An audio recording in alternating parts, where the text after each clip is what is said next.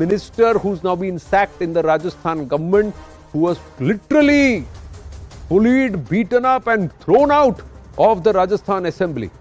This new front against Chief Minister Ashok Gehlot, he's the one who's opened. We're hoping that we'll have Rajendra Guda joining us. Ashok Gehlot once again facing revolt.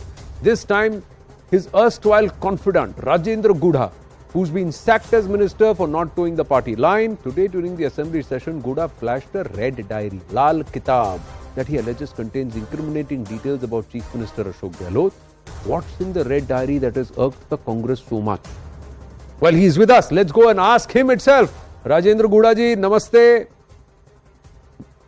CNN news 18 और the right stand से बात करने के लिए बहुत बहुत धन्यवाद। आज सुबह आप जब विधानसभा पहुंचे तब आपके मन में ऐसा क्यों आया कि आप वो लाल कलर की डायरी लेकर जाएंगे और स्पीकर के सामने उसे टेबल करेंगे, सबमिट करना चाहते थे आप?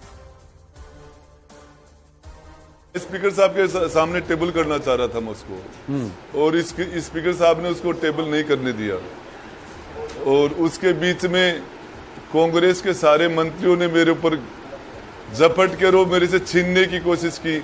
छीना झपटी में मैं गिर गया। वो सारे लोग 20-30 जितने भी लोग थे वो सारे मेरे पे ऊपर गिर गए वो डायरी निकालने के लिए, और वो डायरी वो छीन के ले गए। पर ये डायरी आपके पास कब से है?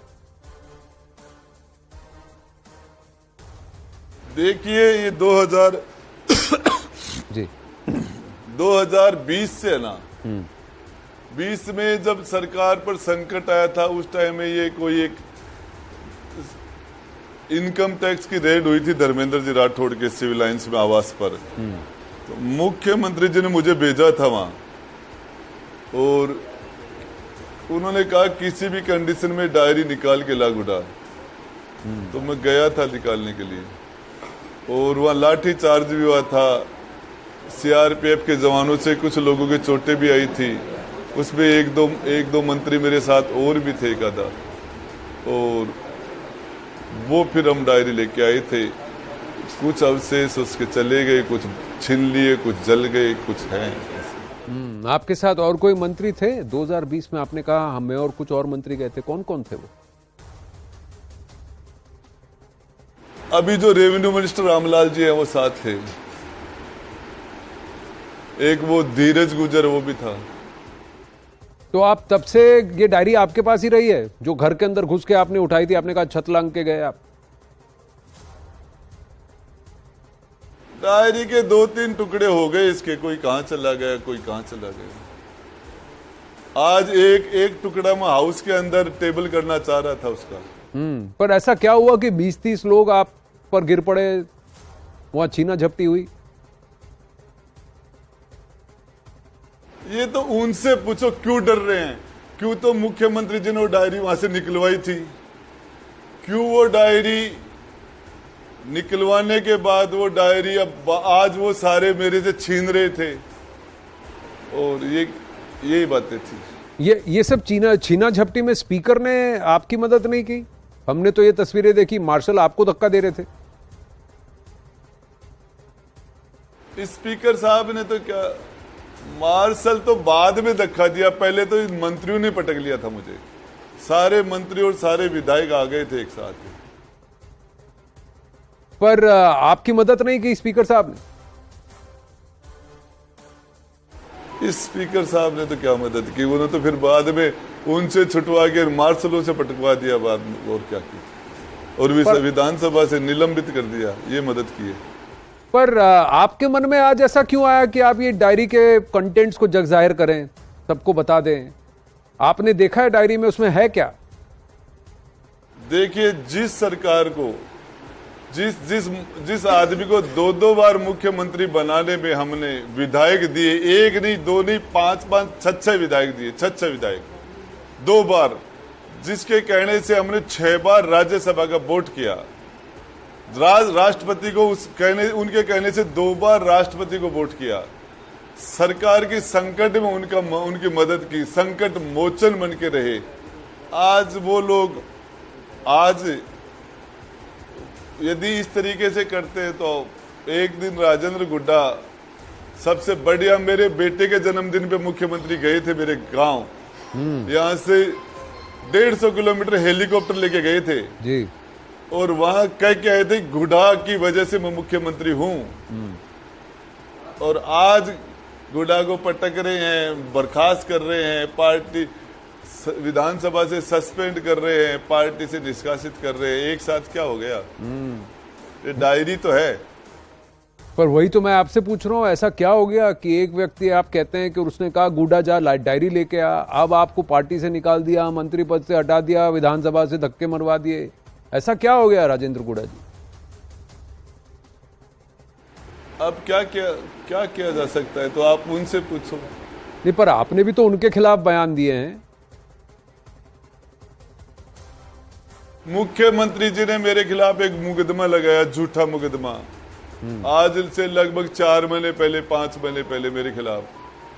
और एक महिला मेरे पास आई थी और उसकी 2 बेटियों की शादी थी, उसके पास पैसे नहीं थे, किसी बदमाश आदमी ने उसके पैसे रोक लिए थे और वो महिला आत्महत्या करने की, सुसाइड करने की स्थिति में थी। वो कह रही थी मेरी बच्ची की शादी के 10 दिन बच्चे हैं और मेरे पास पैसा नहीं है, कैसे मैं शादी करूं?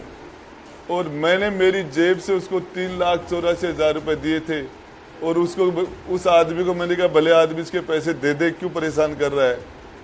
इस मामले में मुख्यमंत्री जी ने अपने मंत्री के खिलाफ अपहरण का मुकदमा लगाया था और मुझे उसमें भी प्रेशर भी लेके कि जेल में डाल देंगे, ये कर देंगे। वो प्रेशराइज करने की कोशिश उस टाइम से भी चल रही, उससे पहले से भी चल रही थी।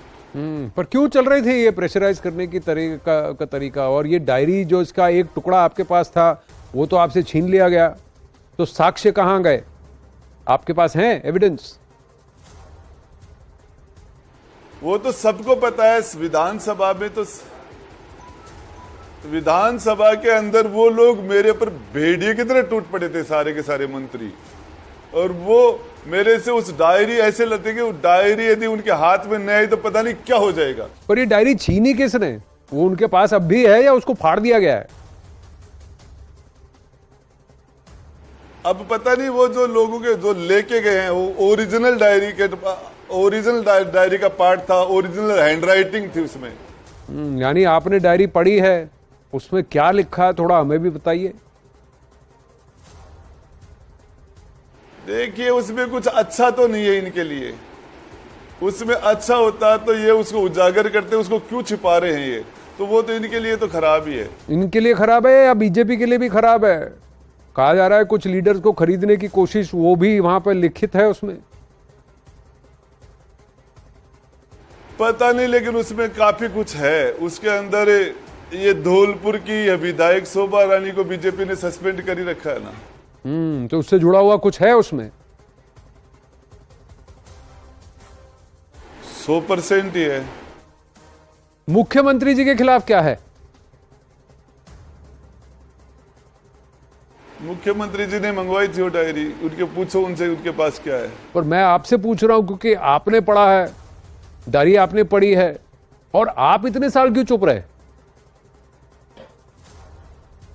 तो मुझे तो कह देंगे मैं इस पार्टी से मिला हुआ हूं, उस पार्टी से मिला हूं। खुद से पूछो ना। कल तक तो आप कहते थे राजेंद्र गुड्डा ने आपकी सरकार बचाई है।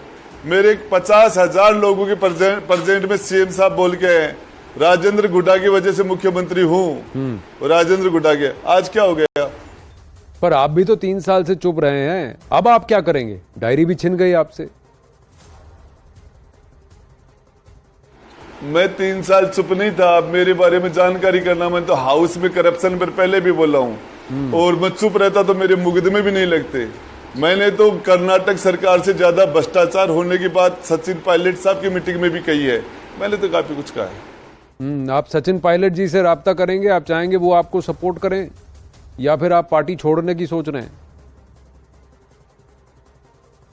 देखिए, न लेफ्ट में देखता हूं न राइट में देखता हूं। मेरे जो लोग हैं, मेरे विधानसभा के मेरे सारे दोस्त हैं और मेरे क्षेत्र के लोग हैं, उन्हीं के बीच में जीता हूं, उन्हीं के लिए जीता हूं, उन्हीं के लिए मरता हूं। वही मेरी ताकत है। आप चाहते हैं सचिन पायलट आपका समर्थन करें? वो आज तक चुप हैं। नहीं, मुझे राजेंद्र गुड्डा किसी की मदद के लिए मोहताज नहीं है। तो आपका अगला कदम क्या होगा? आप क्या करेंगे?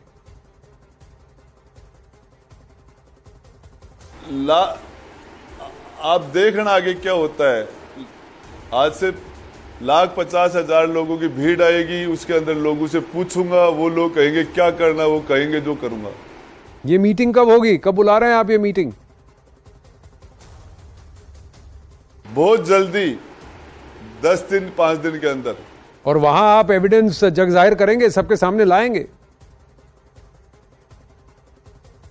मेरे लोगों के बीच में जाऊंगा, वही मेरी पार्टी है, वही परिवार है, वही मेरे लिए सब कुछ है। उनके बीच में बैठ के वो जो कहेंगे वो करूंगा। उनसे सारी बातें डिस्कस करूंगा कि घर बैठना है, लड़ाई लड़नी है, क्या करना है, क्या नहीं करना। राजेंद्र गुढ़ा जी, हमसे बात करने के लिए बहुत बहुत धन्यवाद। नमस्ते, थैंक यू सो मच।